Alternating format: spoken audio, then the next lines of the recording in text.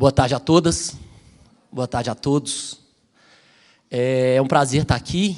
Eu gostaria de agradecer enormemente à professora Santuza, ao professor Estevam, que gentilmente me convidaram. Quero pedir desculpas antecipadamente pelos meus slides, que são muito mais feios do que do pessoal da Biológicas. A minha desculpa é que eu sou do direito. Lá a gente não aprende a fazer PowerPoint, Prezi, essas coisas, não tem aula disso.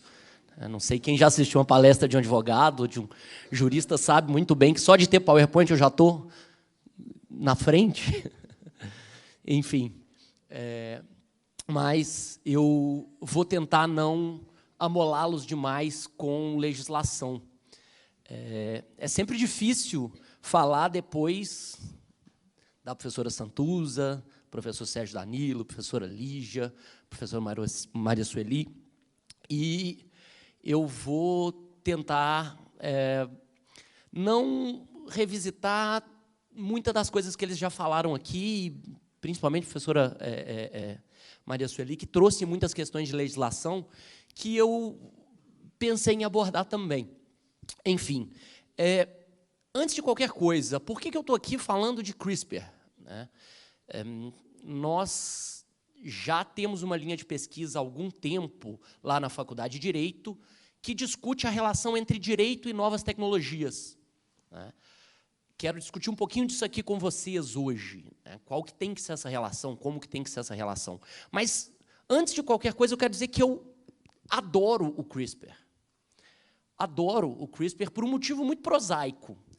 O CRISPR me permitiu mudar um exemplo que eu sempre dava, e eu vou até dar esse exemplo aqui, mas em outros momentos a gente não precisava falar dele. Mas já foi falado aqui, todo mundo lembra da Dolly. 96, 97, foi uma revolução quando os canais de comunicação anunciaram a Dolly.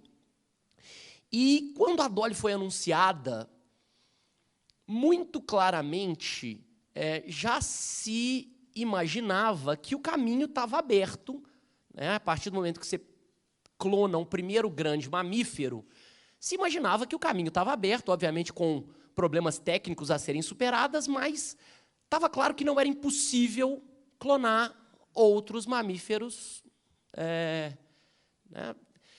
E o professor Sérgio Danilo Pena lembrou muito bem, não lembraria o nome dele nunca, Severino Antinori, certo? Causou estardalhaço ao dizer que tinha clonado um ser humano, mas não sei se vocês viram agora em 2018, ano passado, em janeiro, cientistas japoneses, se não me engano, anunciaram a clonagem de grandes primatas. A primeira vez que primatas foram clonados, o que já nos traz um passo mais próximo da possibilidade de clonar seres humanos. E é por isso que o clone era um exemplo que a gente sempre dava. A questão que eu gostaria de fazer para vocês é a seguinte: a ciência ela pode nos dizer que é possível, tecnicamente, clonar seres humanos. E parece que, se a gente conversar, depois eu quero a opinião dos nossos colegas geneticistas, me parece que isso não é nenhum salto de ficção científica. A questão que eu quero colocar para vocês é a seguinte: será que é a ciência que tem que nos dizer se nós devemos clonar seres humanos? Para quem que nós devemos perguntar se nós devemos clonar seres humanos? Para os cientistas que estão no laboratório trabalhando com clonagem?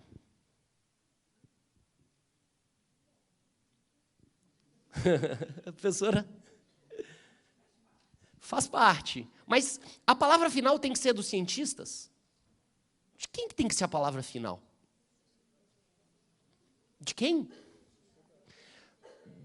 Da sociedade. Muito bem.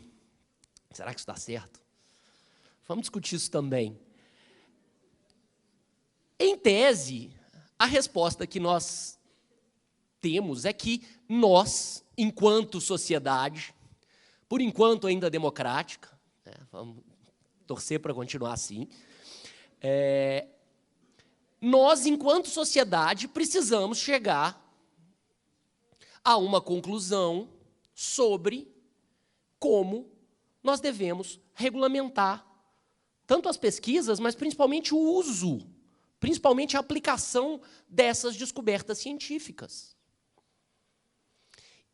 Deixada a cargo apenas dos próprios cientistas, a aplicação da ciência pode nos levar por caminhos um pouco questionáveis. E por mais que a professora Lígia tenha dito foi a professora Lígia que falou da boa intenção do He Jiankui. He Jiankui é o nosso amigo chinês que causou estardalhaço ao apresentar, antes da conferência no Hong Kong Summit, né,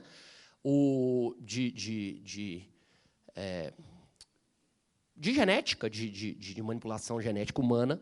Ele anunciou que havia feito aquela... Todo mundo acompanhou isso, né? Anunciou que havia feito aquela modificação. A grande questão é essa. Se nós deixarmos a cargo só dos próprios cientistas a regulamentação do que deve ser feito, nós entramos por uma senda que pode nos levar a caminhos perigosos. Vamos discutir também, ao mesmo tempo, tão perigoso ou mais perigoso do que isso é ter políticas públicas que não são cientificamente informadas e que não são baseadas em evidência. Quero crer que isso seja ainda pior. Mas é absolutamente importante que nós discutamos democraticamente, politicamente, juridicamente, quais devem ser os limites, quais devem ser qual deve ser a extensão, né, da ciência. E isso traz inúmeros desafios. O primeiro desafio é o desafio que aqueles cientistas aqui da sala devem estar imediatamente preocupados com ele. Bom, isso é muito bonito, mas leva aquele pessoal que tem pavor da ciência. Leva aquele pessoal que tem ideias profundamente obscurantistas e anticientificistas a impedirem o progresso da ciência.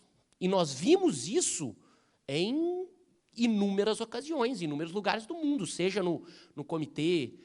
lembram do comitê do Bush, que proibiu qualquer tipo de pesquisa lá com célula-tronco nos Estados Unidos por causa de uma justificativa completamente esdrúxula? Enfim, em outros momentos também nós já vimos esse controle social da ciência ser levado a extremos e impedir a ciência por motivos outros que não só aqueles motivos democraticamente relevantes. Às vezes por interesses, às vezes por preconceitos e outros. Mas, enfim, a grande questão aqui é que nós precisamos pensar, democraticamente, mas a coisa não é tão fácil. Porque a professora Santuza lembrou de Asilomar, né? Quando os próprios cientistas viram e falam assim, gente, vamos propor uma moratória aqui em pesquisas genéticas. O que acontece? Nada acontece. A professora Jennifer Doudna, grande, né, pesquisadora, uma das criadoras do CRISPR, propôs, né, como a professora Santuza bem lembrou, recentemente, uma moratória nessas pesquisas até que a gente saiba mais sobre elas. O que aconteceu? O russo, semana passada, já virou e disse, olha, a mesma coisa que o chinês fez, eu quero fazer também.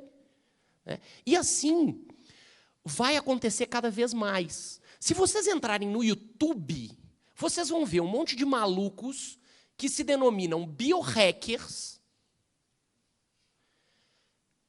tentando, de alguma forma, manipular geneticamente via CRISPR. E tem empresas, e aí eu não vou discutir, deixo para as questões técnicas dos colegas geneticistas, se eles conseguem fazer isso ou não, até onde isso é tecnicamente... Não, legal não é. É absolutamente legal. Nós vamos ver na nossa legislação. Mas até onde isso é possível? Porque é possível comprar kits de CRISPR por alguns poucos $1000. E eles... A propaganda é que você consegue fazer isso assim, com uma estrutura bastante simples e bastante conhecimento, claro, mas conhecimento de biologia, mas algo que pode ser feito de uma forma completamente sem controle. Em geral. Em geral. Micro-organismos, sim, também. Mais uma vez, é o que se anuncia na internet. Eu vou tentar lembrar o nome da empresa, tá? Não, gente, não acredito em tudo que está na internet, tá? Mas existem vários... O que eu estou querendo dizer é que existem várias pessoas que estão dispostas a hackear, segundo a expressão que eles usam, inclusive o próprio DNA. Tem um cara que é famoso, que morreu há pouco tempo aí, de forma bastante estranha, mas que propagandeava fazer alterações genéticas em si próprio. Enfim, o que eu estou querendo dizer é que nós precisamos pensar em regulamentação. Nós não podemos deixar a situação se regular sozinha. A mão invisível da... sei lá do que vocês querem dizer, não é suficiente para regular tudo. Enfim, o problema temos, então, que pensar democraticamente como regulamentar essas novas tecnologias. Né? E não é só o CRISPR, não, tá, gente? São várias as novas tecnologias que a gente precisa regulamentar democraticamente. A neurociência, os enhancements, a inteligência artificial, tudo isso vai precisar ser regulamentado. E a grande questão é como fazê-lo. Perfeito? Porque, pensa bem, o professor Sérgio Danilo explicou muito bem a técnica do diagnóstico pré-implementação, diagnóstico genético pré-implementação, pré-implantação, que funciona fazendo essa seleção de características antes de se fazer a implantação, faz in vitro. Bom, vocês estão mais acostumados do que eu com essas técnicas. Mas a minha questão aqui é a seguinte: quem aqui nessa sala acha que é ok fazer o diagnóstico genético pré-implantação para doença de Huntington, por exemplo, que é uma doença degenerativa do sistema nervoso central, né, letal, gravíssima? Quem aqui acha que é ok fazer o diagnóstico precoce para implementação? Quem acha que não é? Quem aqui acha que é ok fazer o diagnóstico precoce, o diagnóstico pré-implantação para fibrose cística, que é outra doença seríssima, bastante grave também, uma que dá para a gente... Bom, eu acho que sim, não tem... Fibrose cística, sim? Ok. Quem acha que você pode escolher, se você tiver lá 5 embriões, o que nós estamos falando é disso, gente. Você tem 5 embriões, você escolhe um que não tenha fibrose cística. Você escolhe um que não tenha Huntington. Síndrome de Down. Será que seria possível pegar e escolher? Quem acha que não é? Que as pessoas não deveriam poder escolher se o óvulo tem ou não síndrome de Down. Quem acha que as pessoas deveriam poder escolher? Eu acho que sim, não sei. Não quero influenciar ninguém não, tá, gente? Bom, e surdo-mutismo. Uma pessoa é surdo-mudo, a mulher é surda-muda. Será que ela pode escolher um filho que não tenha, porque tem uma grande chance de passar para os filhos? Será que ela pode escolher, olha, eu quero um filho que não tenha isso? Quem acha que sim? Eu acho, sinceramente. Quem acha que não pode? Tem um monte de gente que não tem a mínima ideia, né? Nanismo. Nanismo. Vamos supor que vocês tirem você, ou sua esposa, sua namorada, tirem, sei lá, 4 óvulos, 5 óvulos, e tem uma chance de que alguns deles tenham nanismo. Será que a gente pode escolher que o nosso filho não tenha nanismo? Quem acha que sim? Eu acho. Não sei vocês. Quem não acha? Ótimo. Agora, será que a gente pode escolher o sexo da criança? Quem acha que sim? Quem acha que não? Ok? Notando que a... Será que a gente pode escolher a cor dos olhos?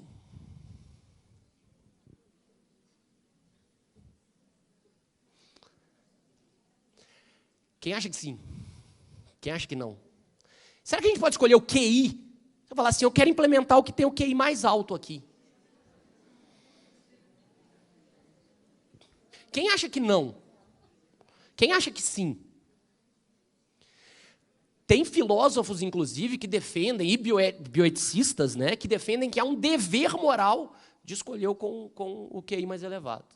Se for possível, né? Obviamente hoje não é, mas se fosse. Enfim. E se... Vou complicar a coisa um pouquinho. Quem acha que é possível escolher o embrião que tenha nanismo? Ou que seja surdo-mudo?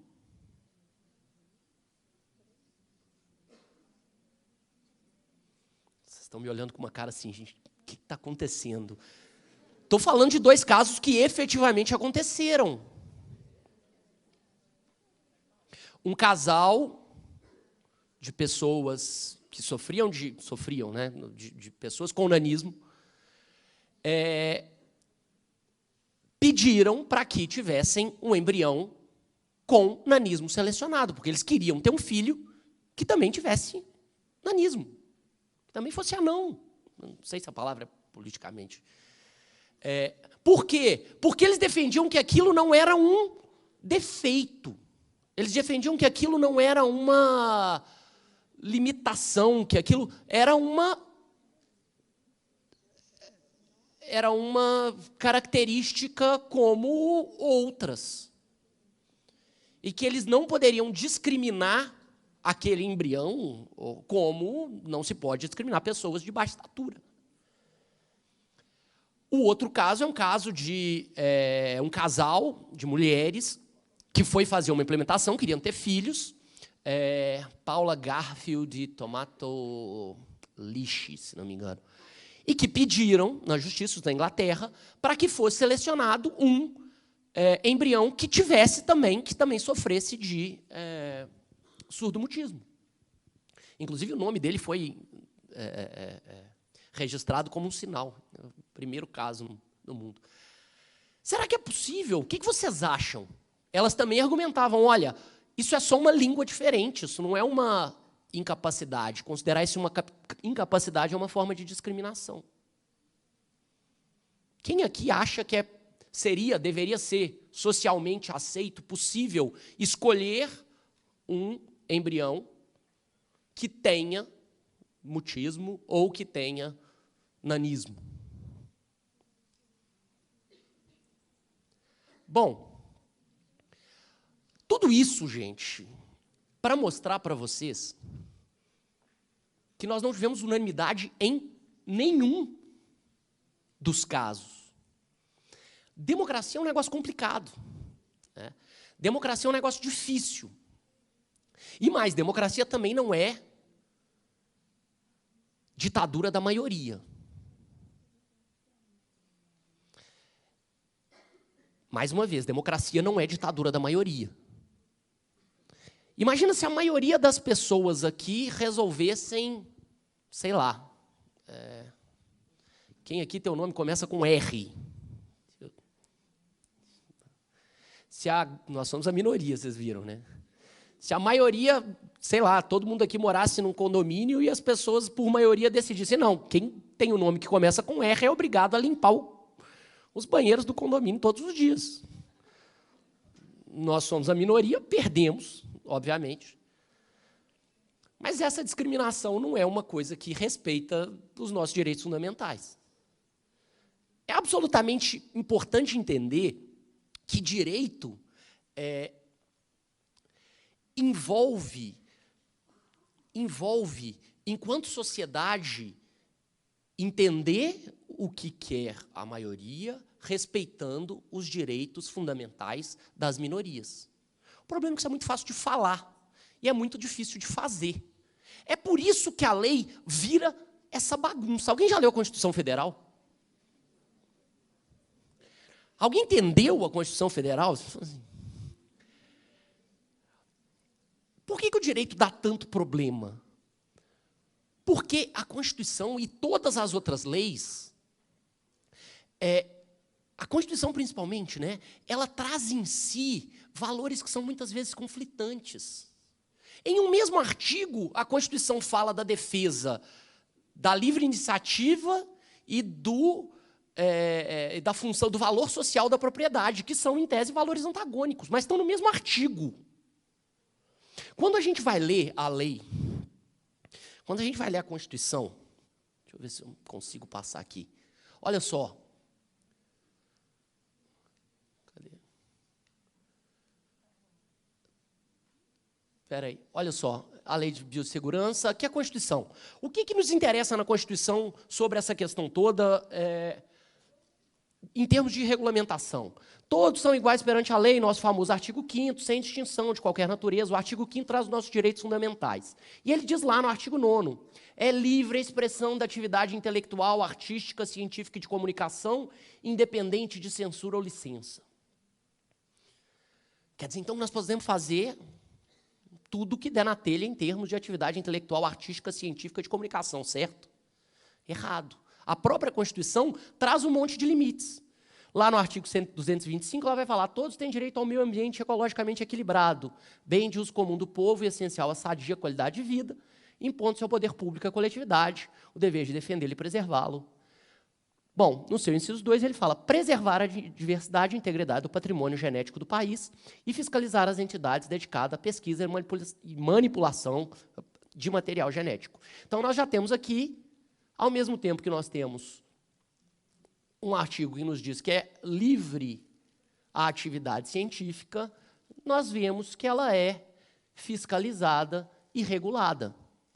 Enfim, até qual ponto a regulação, a regulamentação e a fiscalização impedem a liberdade de expressão da atividade? Eu não sei. Isso tem que ser decidido caso a caso. São valores antagônicos. Ah, olha só, na nossa lei de biossegurança, artigo 1º, grande lei de biossegurança, tá? Não estou criticando a lei em si, não. Vamos ver o que o Supremo falou dela. Essa lei estabelece normas de segurança e mecanismos de fiscalização sobre a construção, o cultivo, a produção, manipulação, o transporte, a transferência, a importação, exportação, pesquisa, comercialização, consumo, liberação do meio ambiente, descarte de organismos geneticamente modificados e seus derivados, temos como diretrizes.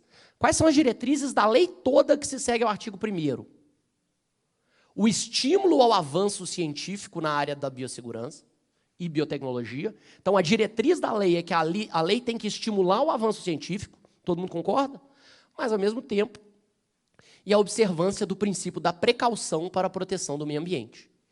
Então, ao mesmo tempo que a lei quer estimular a pesquisa científica, é um princípio da lei, nós temos um outro princípio que diz que nós temos que exercer o princípio da precaução, que em vários momentos, quando a gente é confrontado com uma situação prática, eles conflitam. Então, aqui é mais importante o princípio da precaução ou o princípio do estímulo? Não sei. Quem que resolve isso? Isso vai para o CTNBio? Vai para o CNBS? É caso a caso. E aí, o que a professora Maria Sueli, nossa presidente, disse é que isso vai do CTN-Bio para o CNBS. Raríssimo. Mas e se a gente não concordar com a decisão do CNBS? O que a gente faz? Para onde que a gente vai? Oi? E se eu não concordar com a decisão do CTN-Bio? Advogado é um... Advogado, eu ia falar uma coisa, mas... E aí cai na justiça. Essa é a grande questão. E na justiça, nós temos... Espera aí. Cadê o... E aí, quando isso cai na justiça, nós vamos... Deixa eu ver na minha cola aqui. É para o Supremo, é verdade. Não era para isso que eu estava olhando a cola, não, tá, gente? Era para olhar o ano. Aqui, só para fechar o círculo, que eu tenho 2 minutos só, isso vai para a justiça. Todo mundo aqui hoje sabe quem são os ministros do Supremo, né? Um tempo atrás ninguém sabia. Todo mundo sabia os 11 titulares da seleção e ninguém sabia os 11 do Supremo. Hoje é o contrário. Né? Copa América aí, ninguém sabe quem é titular da seleção, cara. Impressionante. Gilmar Mendes, não fala desse nome. Enfim. A grande questão aqui, então, é que isso vai ser decidido, em última instância, no Supremo. E a nossa lei de biossegurança foi judicializada já. A nossa lei de biossegurança foi judicializada exatamente no seu artigo 5º, que tratava da pesquisa com embriões, da pesquisa genética de modificação com embriões. E em 2005 ela foi judicializada, em 2008 nós tivemos uma decisão do Supremo. E o Supremo optou por dizer que a lei era perfeitamente constitucional, mantendo, é claro que com votos discordantes, foi por maioria, não foi unanimidade, mas mantendo o que dizia a lei, que dizia que... Olha aqui, principalmente esse artigo 5º, que tinha sido judicializado. É permitida, para fins de pesquisa e terapia, a utilização de células-tronco embrionárias obtidas de embriões humanos produzidos por fertilização in vitro e não utilizados no respectivo procedimento, atendidas as seguintes condições: sejam embriões inviáveis ou sejam embriões congelados há 3 anos ou mais, na data da publicação dessa lei, ou que, já congelados na data da publicação dessa lei, depois de complementarem 3 anos, contados a partir da data de congelamento. Em qualquer caso, é necessário consentimento de genitores e tudo mais. Só para fechar o círculo, é bastante representativo que, em 2008, nesse julgamento, tenha sido a primeira vez na história do país que o Supremo se abriu para audiências públicas, para escutar a sociedade e a comunidade científica antes de tomar a sua decisão. Então, o Supremo, nesse julgamento, deu voz a todas aquelas partes que gostariam de se pronunciar sobre o caso, inclusive a sociedade civil, entidades religiosas. Houve uma discussão enorme sobre quando começava a vida, se quando da fertilização, se quando do nascimento, se quando da formação do sistema nervoso. Ainda há muito que se fazer para democratizar essas decisões. Ainda há muito para se fazer para democratizar a ciência. Mas isso passa, invariavelmente, pelo que nós estamos fazendo aqui. Pela divulgação científica, pela educação científica. E não é possível vivermos numa sociedade democrática, em que a ciência não escute a sociedade, mas que também o governo, as políticas públicas e as decisões jurídicas sejam surdas às evidências científicas e ao que a ciência tem a nos dizer. Obrigado.